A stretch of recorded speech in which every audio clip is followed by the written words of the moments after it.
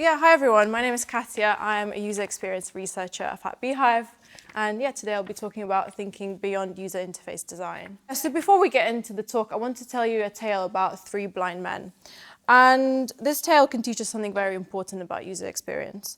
The tale goes something like this. So in a village, one time someone brought this strange animal, and it was an elephant. And three blind men were kind of intrigued about it and wanted to see what kind of shape and form it may take. Obviously, they couldn't physically see, so they said, okay, we'll have to inspect it by touch because that's what we're capable of. The first man walked over to the elephant and touched the trunk and said, oh, I know, it feels like a thick snake. Then the second man walked over to the tail and said, oh, okay, it feels like thin rope. Then the third one walked over to the legs and said, okay, it's like a pillar or a tree trunk. Obviously, when the men kind of got together to discuss what shape and form this animal really takes, they couldn't agree about the shape or form of it because, you know, they came to different conclusions based on their very limited experiences that they had with the animal. And how this applies to digital and user experience is that, similar to blind men, developers, designers, project managers, and various other project and business stakeholders all attempt to make sense of user experience design to some degree or another. But because they're touching a very small and specific part of the whole, they tend to come away with a very specific understanding of what user experience means. And rightly so, because that's where their expertise lies, right? But without the ability to examine multiple different perspectives holistically, it can then be pretty difficult to puzzle together all the different, but also no doubtfully meaningful relationships, like, for example, you know, the look and feel of the website, the functionality of the website, the strategy behind having a website, all of these things that work together to then create a valuable user experience. So UX ultimately helps us to shape and express the design process of a product as a whole. And what UX really refers to as well is any and all interactions that a visitor has with a website, from the moment they land on a landing page to the moment they click away, that all is underpinned by user experience. And a good design process of user experience ensures that the users not only have a pleasant journey on their website, but also a productive one from all aspects of it, whether it's the look and feel, the functionality, or the content in itself. So yeah, it's important to look at, you know, the design of a website as a whole rather than its individual parts. So what is user experience design? In a sense, user experience design has become a bit of a buzzword in the realm of digital space and digital design, but the roots do kind of extend very far beyond the digital landscape. So before the internet, before smartphones, before computers, design addressed all things that you can see and what sort of interactions, decisions you made with a product. Design was also all about people. So how people react to a product, how people interpret a product, how people, what they want from the product, what do they need from the product, whether they're, frustrated using a product or not. And all these things were a part of pre-digital designing process that most people would be familiar with or could imagine what a designing process may be. And then that bled into things like branding, marketing, advertising, and then, of course, visual graphic design. But the point that I'm getting at is that all of these things that form a good foundation of just a general design process, as we may typically imagine it or know it, are also at the heart of good user experience design for websites or any other digital product. And good UX design ensures that users have an experience that is enjoyable and as easy and as smooth as possible, whether it's navigating or finding specific information on a specific topic, or accessing services on a charity website, or using a physical product like your kitchen tap. User experience design really aims to address all of these facets of designing experiences that ultimately resonate with people and are made for people. So what user experience design isn't? So a good way to kind of talk about what we mean by user experience design is actually talk about what it isn't. And there are some common myths about user experience design that kind of come in handy when talking about this. So the first myth is that user experience design is the same as user interface design. Of course, while the look and feel of user interface is a crucial component of UX design as a whole, it is only a small puzzle piece, only a small part of that, as we say, whole elephant, right? So what does user interface design really focus on? So user interface focuses on, the aspects of that you see in front of you. So the look and feel, the style, the branding, the vibe, as we say, of the website, but also things like, icons, buttons. What do the buttons look like? What shape and color they take? What's the overall color palette of the website? What fonts and typography does the website use? And user experience design actually extends beyond that visual element, and it considers the entire journey on the website. It's true that obviously both aim at enhancing user satisfaction, user experience, but while UI design mostly is about interfaces, user experience design is all about, as it says on the tin, users, but in the essence of it is about human experiences, right? So, and we kind of know about that from analyzing and researching and learning about people's interests, goals, and why essentially they use a website, and also what do they need from the website, what do they need to understand from the website, and also ultimately what kind of actions they would need to take as well. And in most cases, the UX part, so the UX design part, gets done first before the visual, and that is because UX insights also are fed into the visual aspect and the visual designing concepts, as well as the shaping of the overall product design choices as a whole. So user experience is certainly just more than just the user interface design, which is kind of an individual part of the whole process. So yeah, the key takeaway here is that user experience design aims to look at the product development holistically and should not be confused with user interface design, which is undoubtedly a crucial part, but only a small part of the whole process. So the second myth is that user experience design is limited to website usability. So, on the contradictory to a popular belief, user experience design does not just apply to website usability, just like it doesn't apply only to the look and feel of a website. It is how we also feel about a website, right? It's the way we use the website in relation to other websites that we use, and also the way in relation to we currently use other apps or digital products around us, which actually in itself can massively vary from person to person, right? As well as usability, UXD also goes beyond just functionality of websites. And what do we mean by usability in relation to functionality and website development? Well, usability is all about that kind of efficiency and effectiveness, and it's rooted in a very scientific and functional viewpoint of how things work.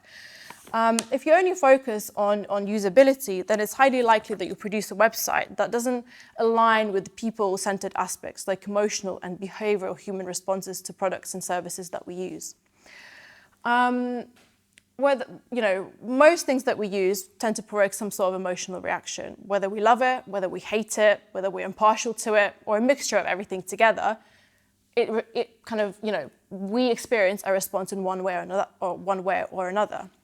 And if we're not taking the time to ask things like, okay, so even if people are using our website, but how do they feel about it? Is it comfortable? Is it enjoyable? What kind of emotional responses or emotional aspects or behavioral aspects that are crucially important that kind of in determining whether something is actually going to get used or not, or whether it brings value to the user or not. So the key takeaway here is that user experience design the key takeaway here is that usability alone does not create a successful website. User experience design lets us put user at the center of design considerations, and you can only do that if you understand your website users and their emotional responses and needs, as well as the functional ones. And the third myth here is that user experience design is only about users. So of course, whilst I said that undeniably users are very central to the design process and to the UX process as a whole, UX design has to consider the needs and objectives of a business, an organization that's created the website. Without balancing user needs with business goals, it is actually impossible to create a sustainable and a successful website. A great way a UX expert called Joe Natoli explains this is that user experience design is really about creating a value loop. That means value goes out to a customer or to a user, and if they like it, and if they have a good experience, and if they actually use the website and receive value from it, then the value will come back to the organization. The value come back in terms of things like money raised, or increased use, or increased awareness, whatever that success metric or OKR that you've set, if that gets improved as a result of people using your website, then that creates that value loop. And as UX professionals, we actually have to kind of find that sweet spot between users' needs and business goals. And we have to ensure that UX design is not only catered to end user, but it's also on brand and aligned with the set out digital and overall organizational strategy and missions. Because at the end of the day, the website has to be an accurate representation of you as an organization and the goals that you have as well. So part of finding that sweet spot is doing things like strategy defining workshops that some of you may have done with our colleague Jack, and really just helping to set out website objectives and then how they're going to be measured. But also things like internal stakeholder research and workshops as well to gain insight into not only just the overall kind of organizational or websites strategies and goals, but also specific, for example, teams and departments goals too in relation to the website. So that's really important. So the key takeaway here is that UX design is about finding the balance between user needs and business goals, but also that the relationship between user needs and business goals and a successful website is tightly intertwined by UX design, by good UX design. So from a more technical point of view, what do we mean by UX design? So it's actually a very broad term, and like I said, it has become a bit of a buzzword in the realm of design, digital design, but essentially, as I mentioned, it incorporates all aspects of a person's experience with something, and it's also an umbrella term for a number of different disciplines. Some of those disciplines may include things like, obviously, user research. That's what I do at Beehive. And what we do in user research is that we're trying to find out who we're creating a product for, what do they want, what their goals are, what their needs are, what they want to achieve, and you know, what it is that we're going to be making, whether it's going to be actually valuable to them at the end. And there's a number of different flavors of research that you can do. So you can do like qualitative research, you can do quantitative research, you can do mixed methods. But typically this is something done at the beginning of a project during that discovery phase. There is also a part of research that is called user testing. So you can actually go out and observe how people are interacting with your website, and you can ask questions as to how easy or hard that is, and also kind of ask those whys behind it, is easy or hard. Other disciplines within UX design are things like interaction design. So that's essentially determining how users will interact with a website and make sure that they actually understand how they can interact with the website. You've got visual design or UI design that I just spoke about, which is more about the look and feel, and it kind of brings that interaction design into reality. You've got your information architecture, so that determines how the content is organized on a website, how it's prioritized, where it lives in relation to other content, and also how users actually navigate through that content as well. Really importantly, and sometimes overlooked, the content itself, so the writing, the media, the images, all of that goes hand in hand. And ultimately, people do come to your website to look at content, to find content. So that is a really crucial part of UX design.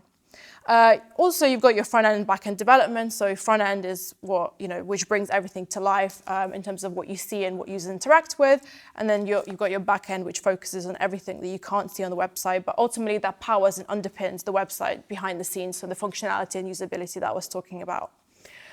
But ultimately UX design and all the disciplines that it involves is just, about problem solving. And it's about problem solving in order to deliver value to the user.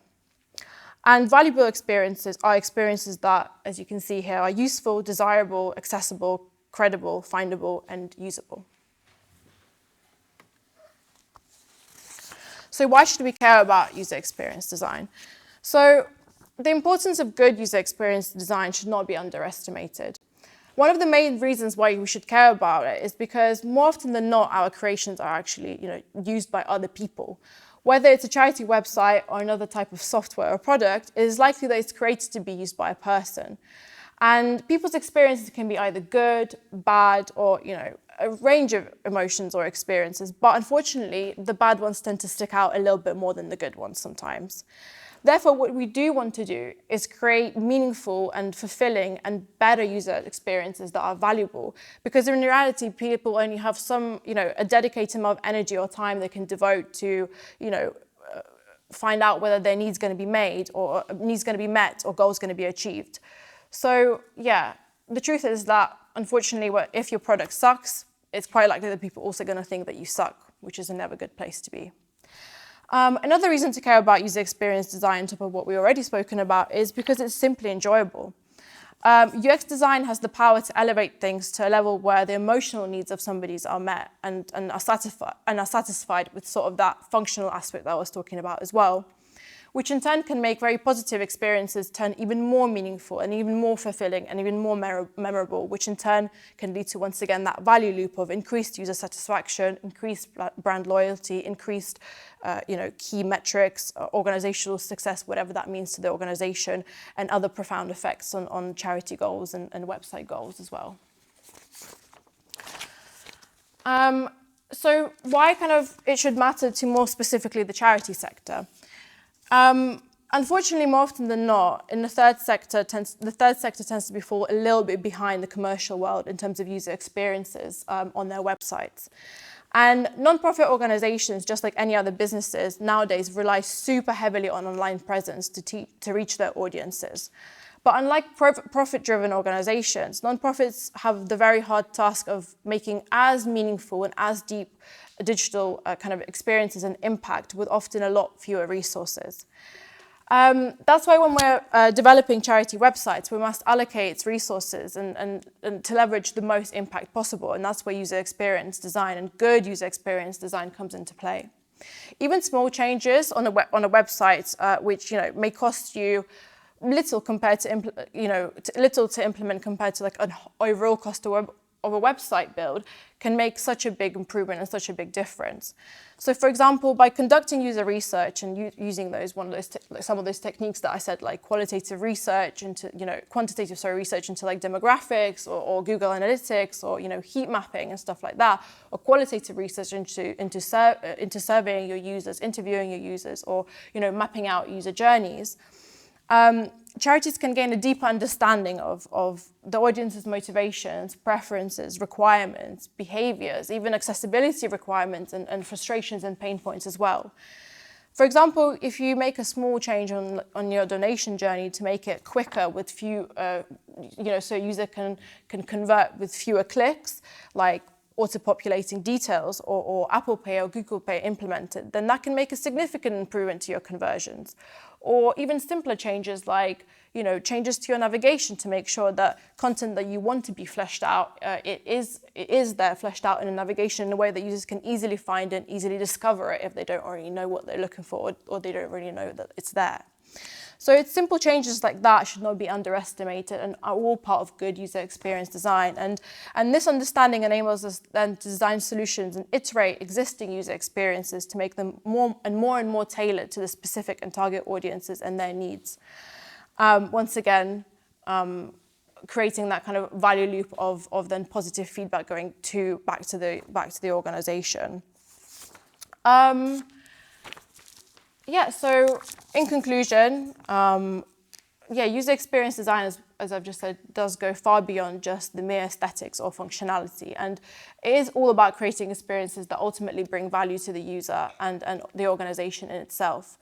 And by embracing that holistic approach to user experience design for charity websites, then we can create user experiences that are even more intuitive, even more seamless and actually valuable to end users as well as the organizations themselves. So let's continue to think beyond user interfaces and prioritize human element in everything that we do.